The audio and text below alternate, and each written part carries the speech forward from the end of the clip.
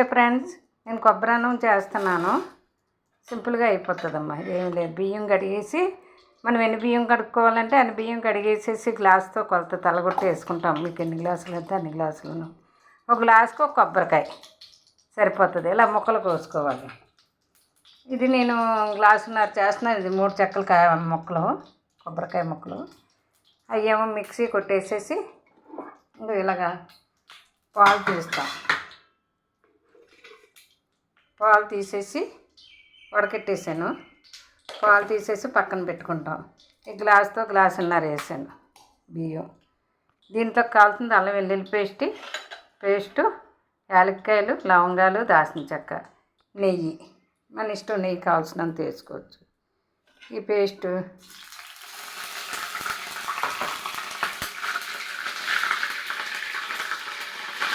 వేసేసి వేస్తాం అన్నమాట. అల్లం వెల్లుల్లి పేస్ట్ వేపేసాక ఈ లవంగాలు, దాల్చిన చెక్క, యాలక్కాయలు కూడా వేసేస్తాను. వేసేసి బియ్యం ఇలా కడిగి నానబెట్టేసాను, కుక్కర్లో ఉంచేసాను. అవి మనం 1 గంట ముందు కడుక్కుంటే సరిపోతుంది.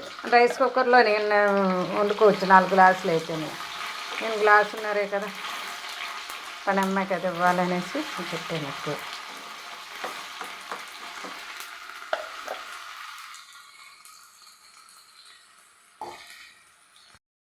ఇవ్వండి, ఇవి కూడా వేసేస్తాను. వేసేసి నూనె వేసుకోకూడదు, బాగోదు.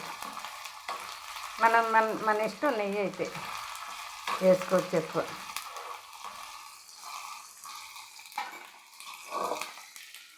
కడిగి ఇక్కడ చేశాను కదా,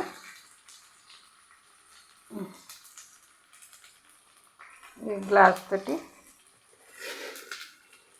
గ్లాసున్నర వేసాను కదా.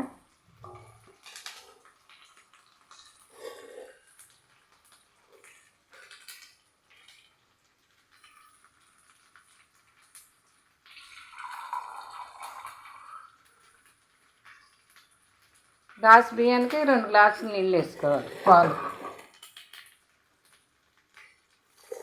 అంటే ఈ గ్లాసున్నర బియ్యం కదా, 3 గ్లాసులు వేస్తాను. ఒకవేళ తక్కువైనా మనం కొంచెం నీళ్ళు వేసుకోవచ్చు, మన ఇష్టం. కొన్ని పాలు ఎక్కువ ఉన్నా పర్లేదు, బాగుంటుంది. 2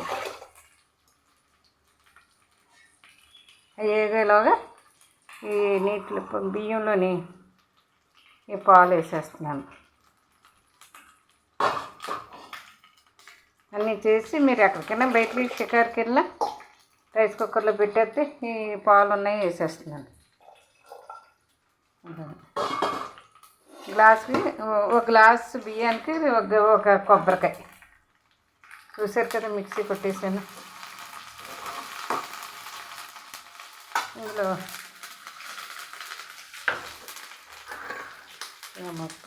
ఇష్టం ఉప్పు అయితే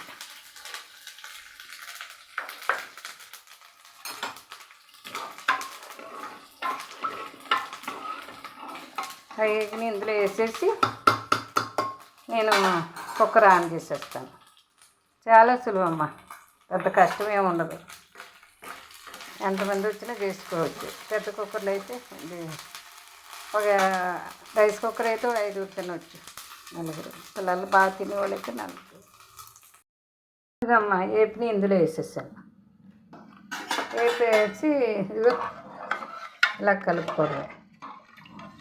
కలిపేసి మనం కొంచెం తక్కువ వేసుకున్నా పర్లేదు, మరి ఎక్కువైతే బాగోదు. కూర ఉంటుంది కదా, దాని చికెన్ కర్రీ కానీ పన్నీర్ కానీ వండుకుంటాం.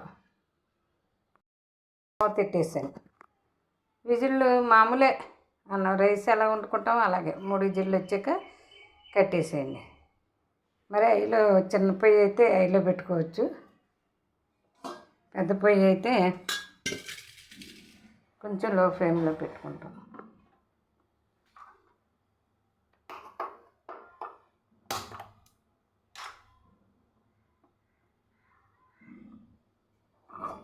పెట్టేసి 3 విజిల్లు రాగానే కట్టేయండి. ఆ తర్వాత కాస్త నెయ్యి వేసుకొని నెయ్యి ఆల్రెడీ వేసాను. పైన నెయ్యి వేసి ఇలా కలిపి అన్నం చక్కగా కలిపితే పువ్వులాగా ఎడుతుంది అన్నమాట. తిన్నప్పుడు కొంచెం అదే వేడిగా ఉన్నప్పుడు నెయ్యి కలిపి అలా పక్కన పెట్టేసేయండి. మళ్ళీ రైస్ కుక్కర్ అయితే చాలా ఈజీగా అయిపోతుంది. ఇదైనా బేగన అవుతుంది, తొందరగా అవుతుంది, సూపర్గా ఉంటుంది.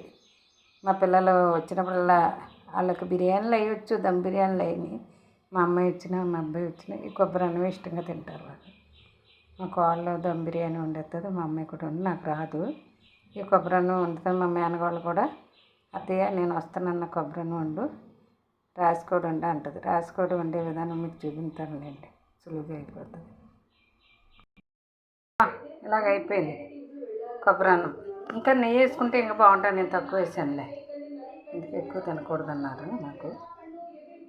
చికెన్ కర్రీ తినలేని వాళ్ళు పన్నీర్ కూర వండుకోండి, బాగుంటుంది. పన్నీర్ సూపర్గా ఉంటుంది, చాలా రుచిగా. చెప్పాను కదా, గ్లాస్ బియ్యం, ఒక కొబ్బరికాయకి ఒక గ్లాస్ బియ్యం ముందు నానబెట్టేసుకోవాలి. ఒక గంట ముందు, మామూలు బియ్యమే, బాస్మతి రైస్ కాదు.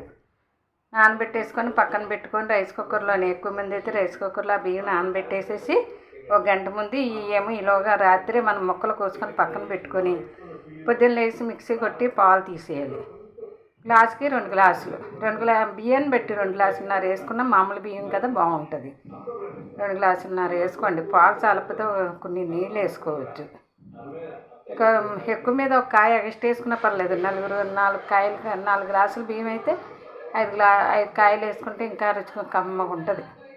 నెయ్యితోటే చెప్పాను కదా ఎలా చేసుకోవాలో, ఓకేనా. చాలా కమ్మగా బాగుంటుంది, బలం, పిల్లలు తింటారు, పుట్టినోడికి చాలా రుచిగా కూడా ఉంటుంది.